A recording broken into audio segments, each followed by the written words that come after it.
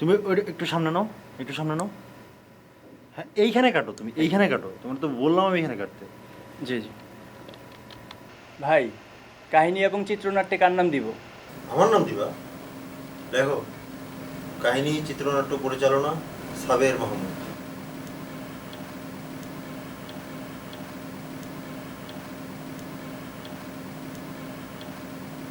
গল্পটা একজন হার নামানা নারী, নাম সঞ্চারী। গল্পটা তার হাসি কান্নার গল্প, শত প্রতিবন্ধকতা দূরে ঠেলে তার এগিয়ে চলো।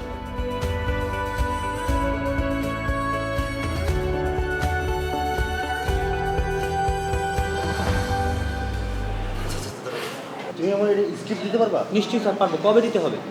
যত দ্রুত সম্ভব। কাল? স্যার কাল একটু বেশি তাড়াতাড়ি হয়ে যায় না? পরশু?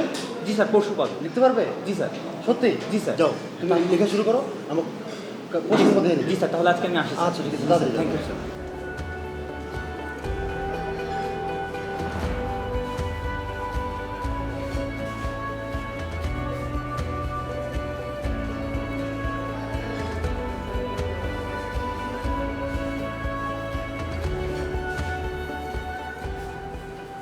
বস, গল্পটা দেখতে পাই গেছি। প্রচুর বাজেট লাগবে বস।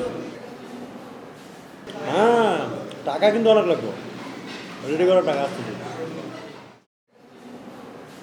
কিরে কোনো সারা শব্দ নেই? পড়ছিস নাকি? বাহ, ঘরটা এত অগোছালো, একটু গুছায় রাখতে পারিস না? কিরে কি লিখিস? সঞ্চারী? সঞ্চারী কে রে? উফ মা, যেটা বোঝো না সেটা নিয়ে কথা বলো না তো। এটা ফিল্মের স্ক্রিপ্ট। আর পারলে এক কাপ চা দিয়ে যেও আমাকে। মাত্র না চা খেলি? এত প্রশ্ন করো কেন তুমি? এক কাপ চা চেয়েছি, পারলে দেবে, না পারলে দেবে না। ঠিক আছে, দিচ্ছি।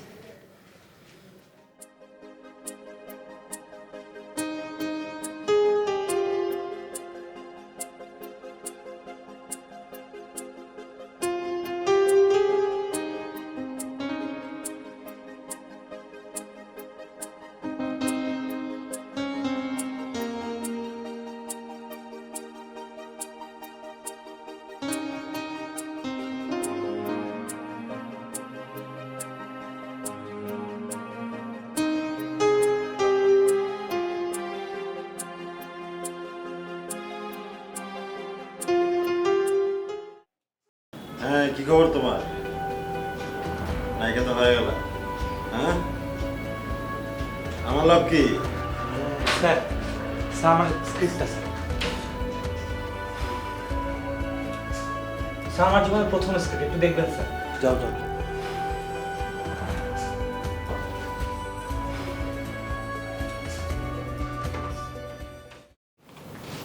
ভাইয়া, পরের শট রেডি? আরে রেডি হবে, চিন্তা করছো কেন? এইমাত্র একটা আরেকটা প্রজেক্ট পেয়েছি তো। তাই? কোথায়? ব্যাংকক। ব্যাংকক? ভাই আমাকে নিয়ে যাবেন না? অবশ্যই নি। ও মাই গড, অনেক সুন্দর হয়েছে এটা। Thank you. ব্যাংকক যাবো না? হ্যাঁ। আরে সেই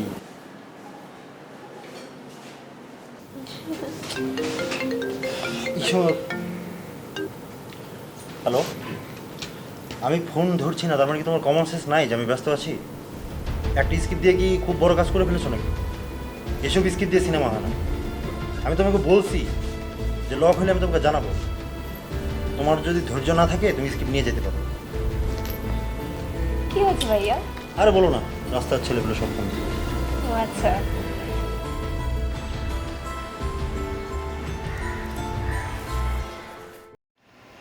ভাই, এই জায়গাটা একটু দেখেন তো। ভাই, ভাই দেখেন তো, এই জায়গাটা দেখেন তো। হ্যাঁ হ্যাঁ হ্যাঁ হ্যাঁ, ঠিক আছে।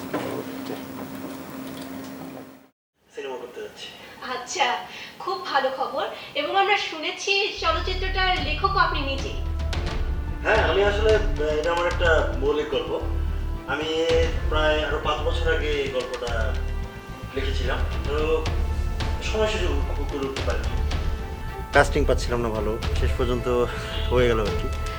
আচ্ছা, যেহেতু এটা সাবের মাহমুদের নিজের লেখা গল্প, তো আমরা সাবের মাহমুদের মুখ থেকে গল্পটি সম্পর্কে একটু জানতে চাইবো। আচ্ছা, গল্পটা হচ্ছে একটা রানা মানা একটা মেয়ে গল্প, নাম সঞ্চারী। তো এই মেয়েটা অনেক স্ট্রাগল করে, আসলে এরকম স্ট্রাগল করা মেয়ে আজকালকার সোসাইটিতে দেখা যায় না। তো এইভাবেই গল্প, সে প্রচুর স্ট্রাগল করে, শেষ পর্যন্ত সে অনেক সাকসেস হয়। এবং আমাদের দেশে যে মেয়েরা বর্তমান যারা প্রচুর কষ্ট করছে, অনেক স্ট্রাগল করছে এবং সাকসেস হওয়ার চেষ্টা করছে, আমার মনে হয় সেই সব দর্শকদের বা সেই সব মেয়েদের এই সিনেমাটা একটা অনুপ্রেরণা। তো নায়িকা হিসেবে আপনার প্রেমাকে কেন? অর্ণব, কি হয়েছে বাবা? আমার গল্প মা, এটা আমার গল্প। মন খারাপ করিস না বাবা। সাগর থেকে এক আজলা পানি নিলে সাগরের কিছু আসে যায় না। তুই আরো গল্প লিখবি।